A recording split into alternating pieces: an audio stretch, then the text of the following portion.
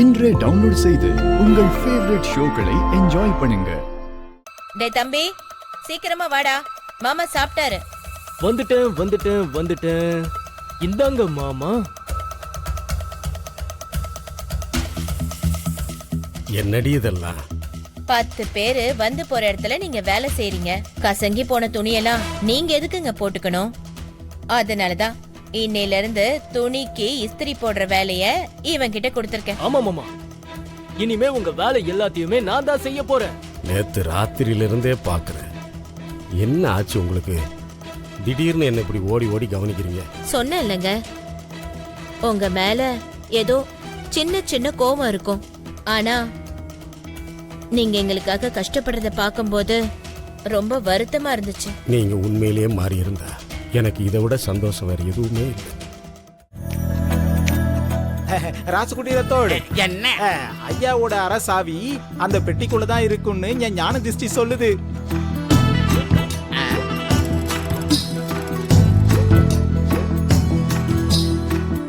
ஞானக்கண்ணா, அதாவது sixth sense. அதேதான்.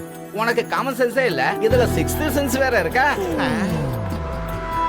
போ, வெளியில போய் வேலையை பார்ப்போ.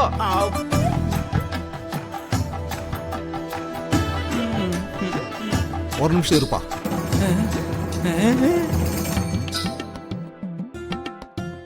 ராத்தோடு அதான் சொல்றாரு இல்ல, ஒரு தடவை போய் பாரு.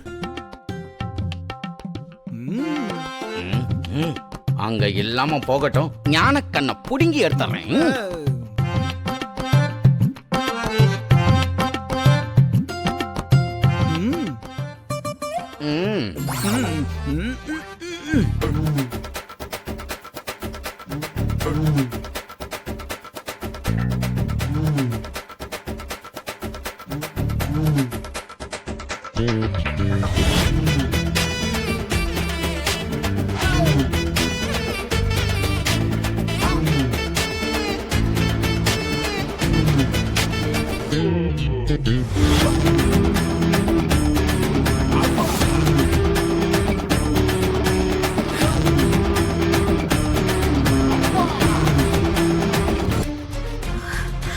என்னடி சாவி கிடைச்சிருச்சுமா?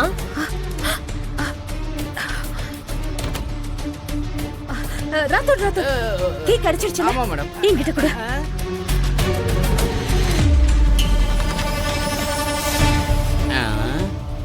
எதுக்கு இவ்வளவு அவசரம்?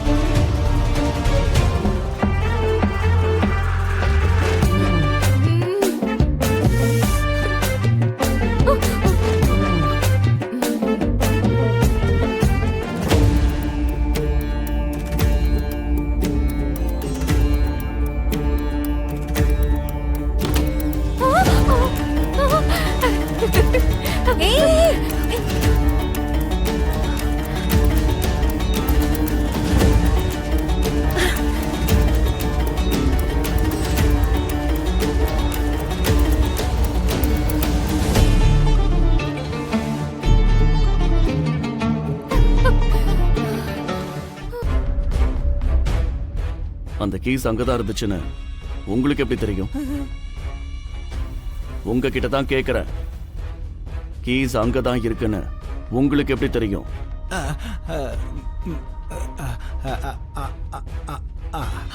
அது இந்த வீட்டை சுத்தம் பண்ணும்போது அங்க நான் பார்த்தேன். உங்களை வேலைக்கு வச்சிருக்கிறது தோட்ட வேலைக்கு தானே? அப்போ வீட்டுக்குள்ள எதுக்கு வந்தீங்க? வீட்டுக்குள்ள இருக்கிற வேலையை நீங்க ஏன் செய்றீங்க?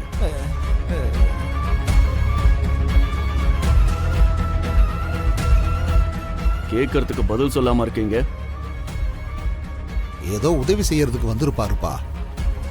அதான் இப்ப சாவி கிடைச்சிருச்சுல்ல, அதான முக்கியம்.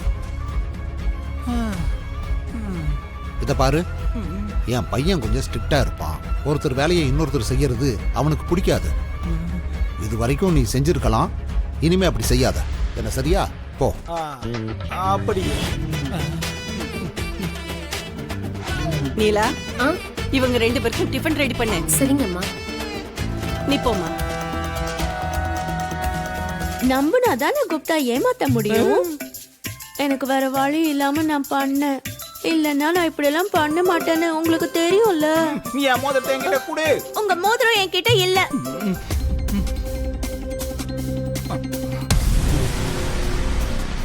பாலகி, நான் எதுக்கு இப்படி சொல்றேன்னு நீ புரிஞ்சிக்கோ. ஒரு மிகப்பெரிய கண்டம் வரப்போகுது. ஒரு மிகப்பெரிய புயல் வந்து விழுங்க போகுது.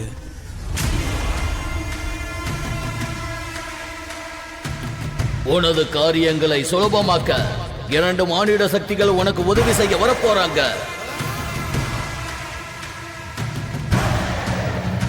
நீ இந்த பூலோகத்துல இருக்கிறது அவ்வளவு பாதுகாப்பே இல்ல. வா, நம்ம லோகத்துக்கு நம்ம போயிடலாம். நீங்க என்ன சொல்றீங்கன்னு எனக்கு ஒண்ணுமே புரியல குப்தா. 3 தீய சக்திகள் இப்போ கை கோர்க்க போகுது. அது எல்லாம் ஒன்னா சேர்ந்து உன்னை தாக்க போகுது.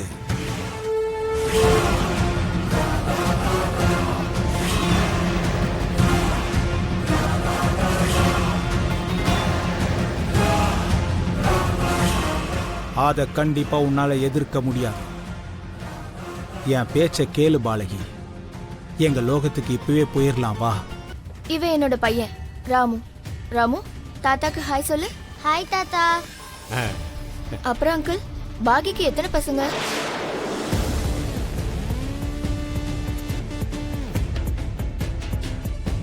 என்ன அங்கிள் ஒரு மாதிரி ஆயிட்டீங்க? இன்னும் குழந்தை பிறக்கலையா?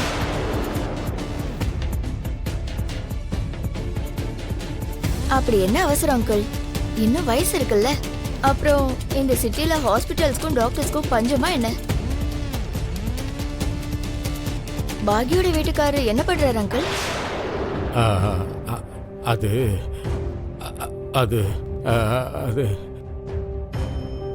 என்னாச்சு அங்கிள்? பாகியோட கல்யாணத்தை பத்தி கேட்டதும் நீங்க அமைதியாயிட்டீங்க. பாகிக்கு இன்னும் கல்யாணம் ஆகலம்மா. என்னது, இன்னும் கல்யாணம் ஆகலையா? ஏன் ஆகல அங்கிள்? ஏற்கனவே ரொம்ப லேட் ஆயிடுச்சு. இப்படியே இருந்தா எப்படி சம்பந்தம் வரும் சொல்லுங்க?